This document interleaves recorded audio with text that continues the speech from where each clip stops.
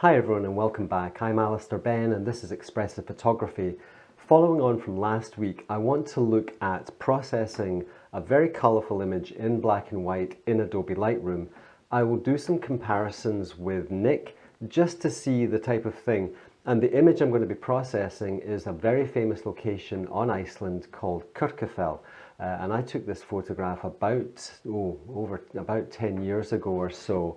And I remember when I processed it before, I used Nick to process it, and I'd like to try and do a better job today. So we're going to be looking at auroras in black and white. So what could possibly go wrong?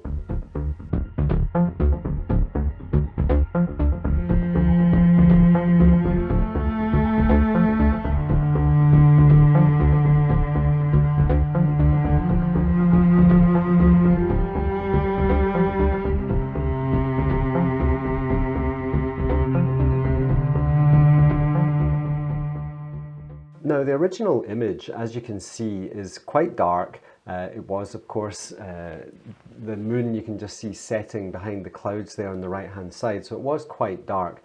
Now, one of the things I've always struggled with this image is the light pollution from the nearby town, and it creates this quite an orange glow in the water, and as we start to increase the exposure generally, you can kind of see that there's an awful lot of warmth in these rocks, and I would have to start making some fairly significant changes to try and negate that sort of orangeness of the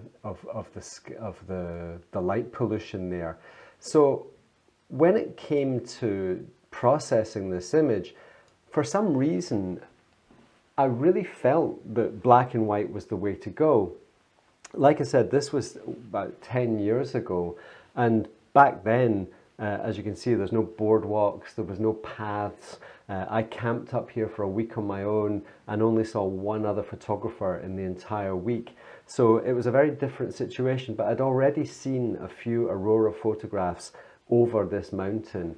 And when I saw this one, it didn't really resonate with me, and for some reason I just creatively decided to go down a black and white route, and I'm really glad I did, because the resultant image kind of raised some heads at the time, just because not many people were doing black and white aurora photographs. Now, quite quickly here, I just want to take this in. I'm just going to do a virtual copy.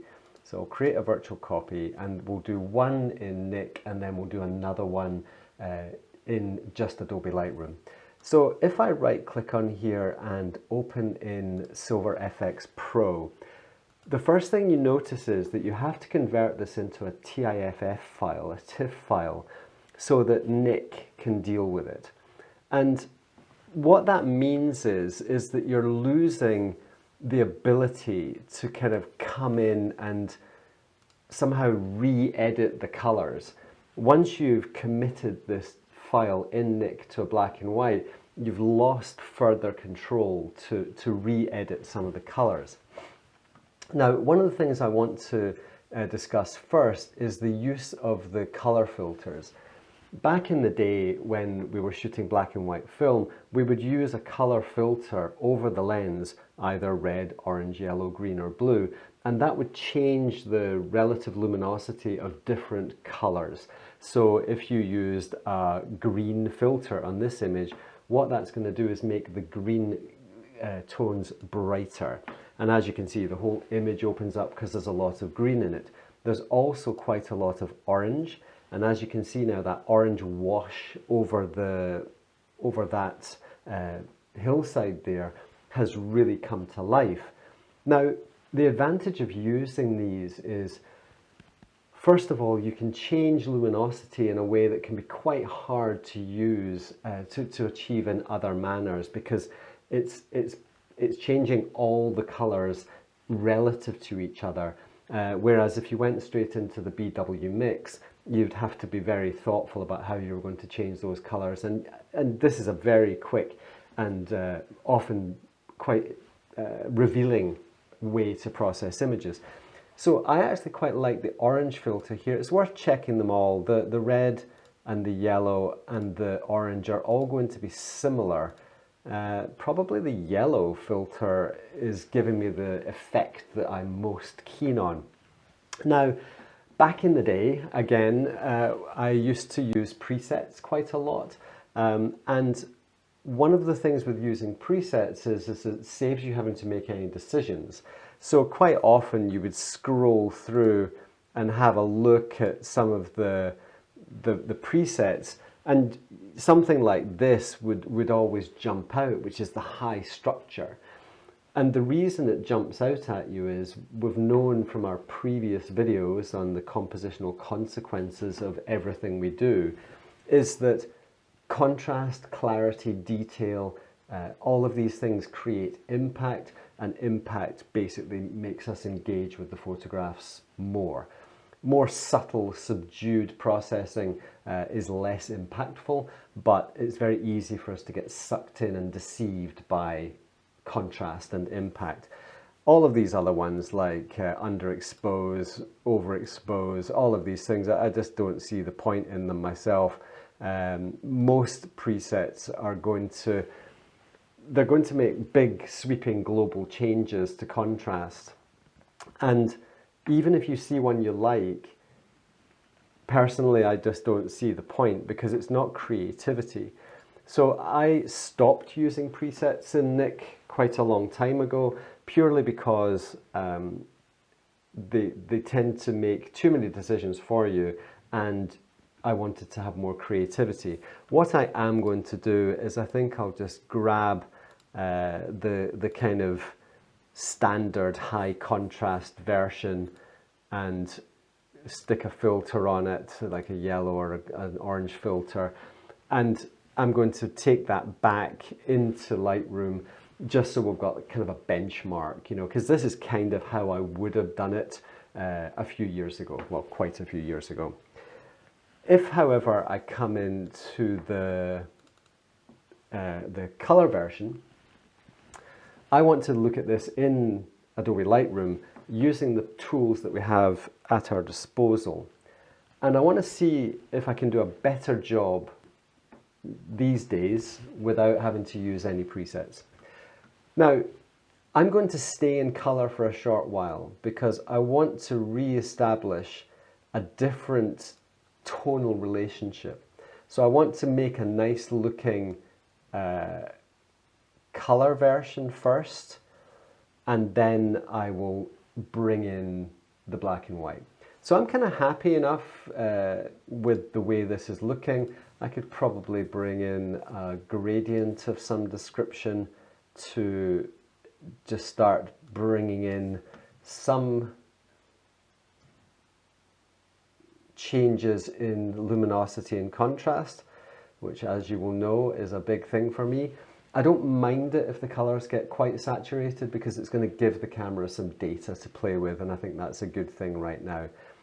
So generally I'm quite happy with that. I'll just warm up that foreground a touch. So generally I'm kind of reasonably happy with that. This back top there, I just need to make that feel just a little bit less contrasty. So I'll do some black and white converting now, and then we can start looking at some dodging and burning to try and pull the thing together a little bit better. Now, the color filters that we just talked about are hidden. Well, not hidden, they're here, they're hidden in plain sight. There's now a profile part of the basic panel that says Adobe Color, and you can go in, and I have made favorites of some of the black and white presets really, but the only ones I'm using are the blue, green, yellow, orange and red filters.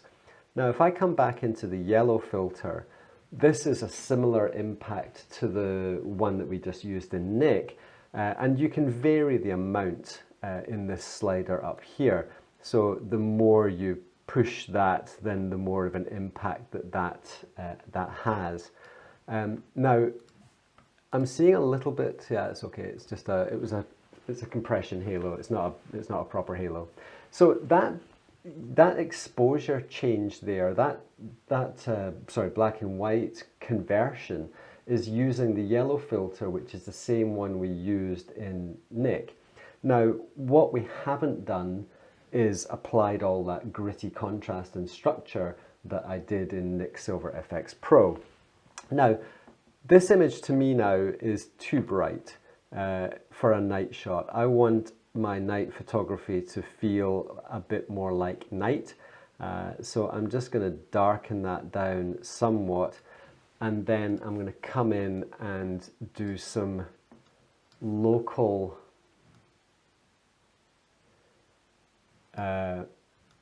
adjustment work to get it looking the way I want it to look. And then I'll use another gradient for the front here. I think I'll open up my shadows quite a bit in the front. I want the front to feel like it's at the front. This is a standard thing for me these days, is to bring depth into the photographs. Now at the moment the mountain's looking a little bit subdued, but I'm going to use a brush to do some dodging and burning. I'm going to use the auto mask here because I want to make sure that the sky doesn't get brightened, and I'm just going to increase my whites and maybe a touch of exposure, and I can just paint in a little bit of dodging there,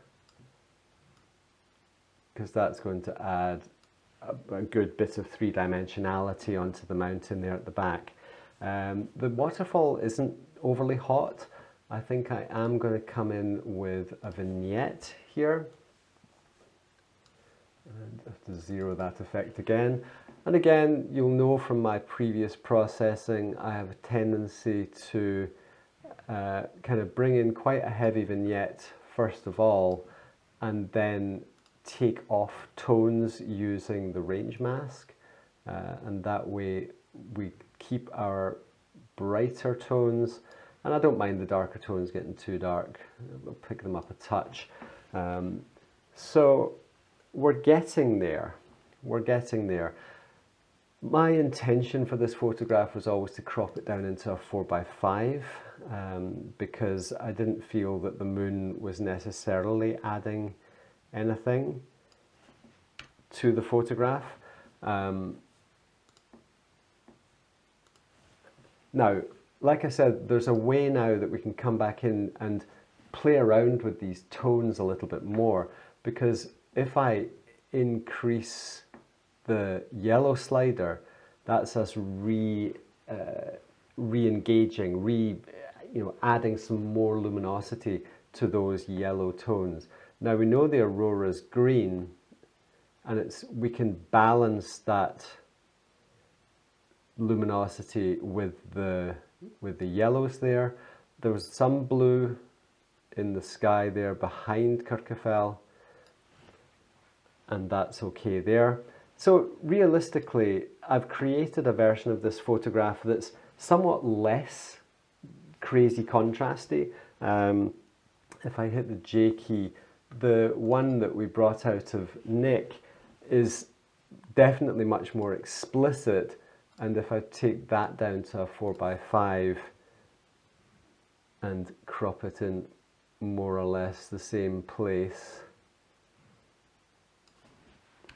Now that's very explicit, very in your face, and if I compare the two, then they are very, very different. But the difference between the one on the right is that I did it all myself. I made the luminosity decisions, I made the contrast decisions. It's far less gritty and kind of over-processed to a certain extent. Now, I can hear you all screaming which one you'd probably prefer. I'm going to just add another gradient for the sky here and try and just bring out some of the a little bit more in the sky.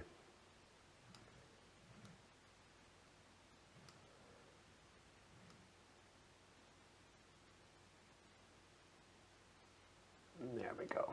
It looks a bit more starry now. As with any processing, what you bring to the table at any given moment is kind of where the image is going to go. When you're doing videos like this, you're trying to teach and process at the same time, and it's a very unusual, unnatural thing for me to try and do. So I do prefer to process and not talk at the same time. But what we've learned in this is that we have a bunch of tools in Lightroom that allow us to process black and white images with complete control. I've used Nik for many, many years, and the fact now that you have to buy it as part of DxO has made it kind of expensive. It was free for quite a long time when it was given out by Google, but basically we're in a situation now where it's another, quite a large investment to jump into DxO, especially when we're already paying for Lightroom.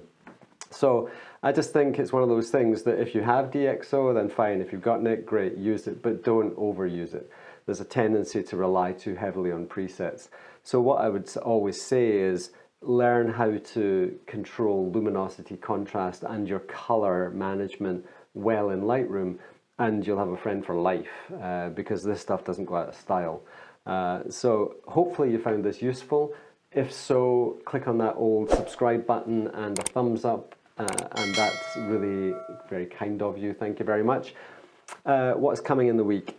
During Wednesday, we have the next episode of Vision and Light, when I'll be talking to the incredible Marcel van Oosten, one of my favourite photographers who's been at the cutting edge of creativity for, gosh, it feels like 20 years now. So Marcel and I had an amazing conversation. Again, we're old friends, and it was nice to catch up with him. And then next week, there'll be a regular video coming along where we discuss our regular, processing and creativity and expressive photography. So I wish you all well. I hope everyone's doing good. Thanks for watching, and tune in later in the week for my chat with Marcel van Oosten. All the best now. Bye-bye.